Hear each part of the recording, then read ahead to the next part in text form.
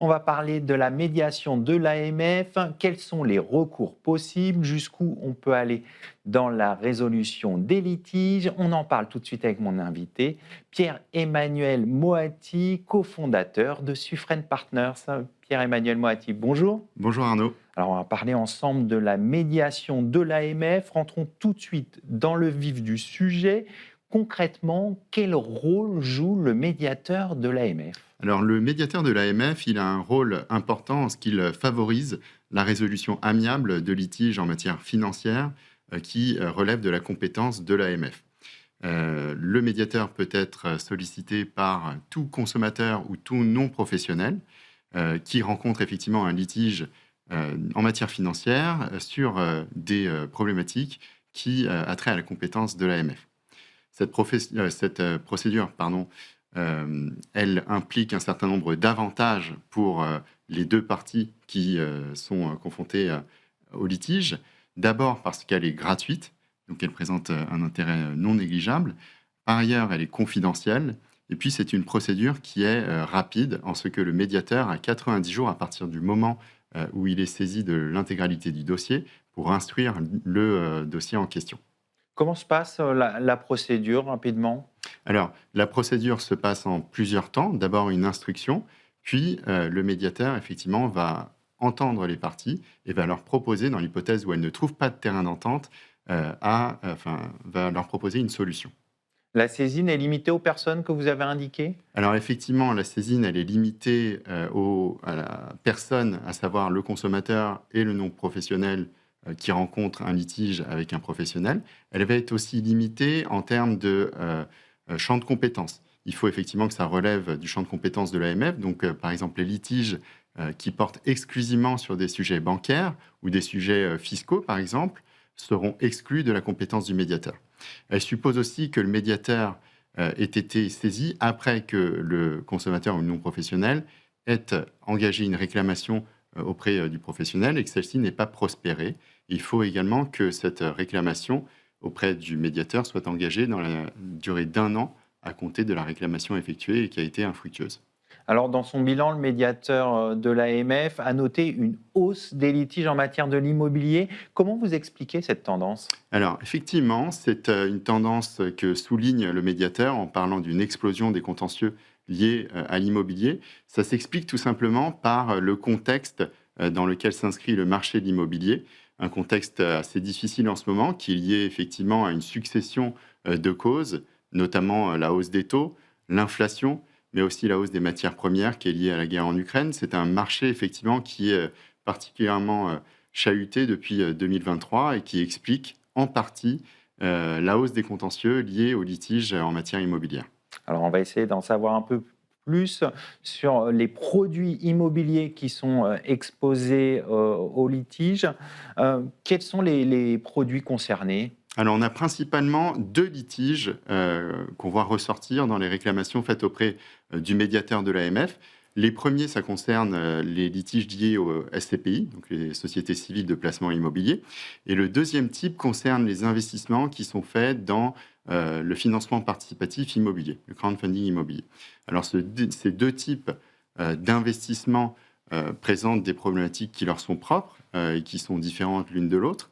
Mais effectivement, bien que ce soit le troisième sujet après les sujets relatifs au PEA et à l'épargne salariale, l'immobilier devient effectivement le troisième sujet pour lequel les parties ont recours au médiateur de l'AMF.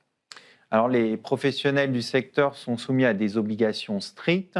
Quelles sont-elles? Alors, les professionnels du secteur, ils vont avoir des obligations à respecter au moment de la souscription du placement financier et également au moment du débouclage de l'opération, soit lors de la demande de retrait qui va être effectuée concernant les SCPI, soit concernant le financement participatif au moment de l'arrivée à maturité du produit financier et notamment de l'obligation qui a été souscrite par l'investisseur.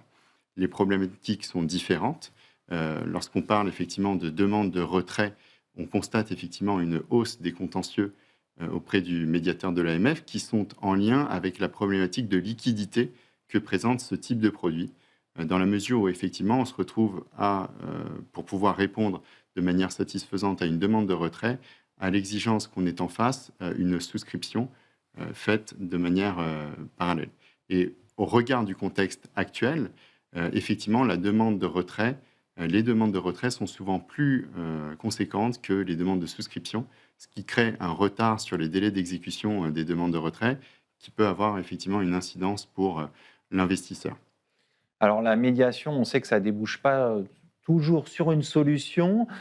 Que faire en cas d'échec de la médiation et est-ce qu'on peut avoir recours aux tribunaux? Alors tout à fait. Il faut savoir effectivement que la médiation de l'AMF, c'est une procédure qui n'est pas contraignante. Donc même dans l'hypothèse où le médiateur va transmettre un avis, les parties ne sont pas susceptibles, enfin sont susceptibles de ne pas le suivre. Cela étant, effectivement, on constate un très fort taux d'adhésion.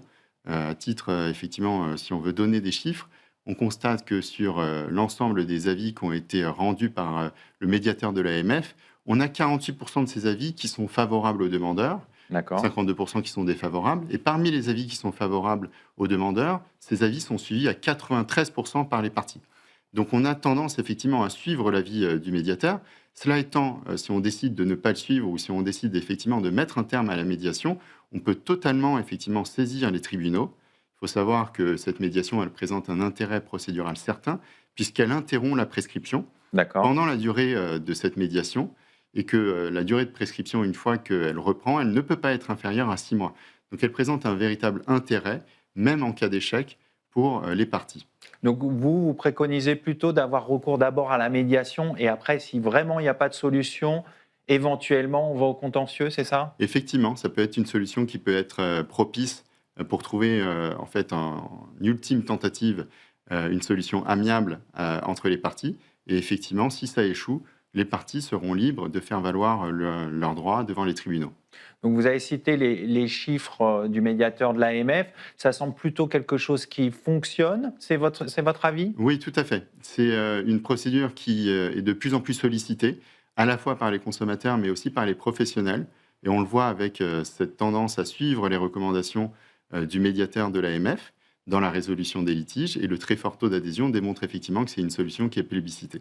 Est-ce que vous avez d'autres bonnes pratiques à dire à nos téléspectateurs sur ce sujet? Eh bien, effectivement, il faut, dans un premier temps, tenter de résoudre le problème en direct avec le professionnel. C'est un prérequis à cette médiation. Si elle échoue, effectivement, ne pas hésiter à saisir ce médiateur et ne pas hésiter soi-même à regarder les produits qu'on a souscrits et voir la possibilité qu'on en a de pouvoir exercer des voies de droit.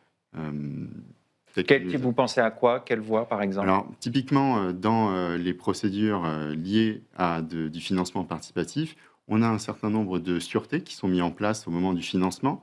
Il ne D'accord. faut pas effectivement hésiter à regarder si le prestataire de services de financement participatif a mis en place ces sûretés ou alors a pris des mesures conservatoires à l'égard du débiteur qui ne réglerait pas l'emprunt obligataire. Et ça donc fait partie des solutions qui peuvent être envisagées. D'accord. Et il y a d'autres solutions possibles, d'autres cas auxquels vous pensez? Alors, effectivement, on peut envisager, d'autres, hypothèses, D'autres voies de droit? d'autres voies de droit, mais principalement effectivement, d'abord, tenter une médiation Une serait médiation. On va conclure là-dessus. Merci Pierre-Emmanuel Moati. Je rappelle que vous êtes cofondateur de Suffren Partners. merci Arnaud. On poursuit tout de suite ce Lex Inside et on va parler des entretiens annuels de l'Association des avocats enquêteurs en droit social.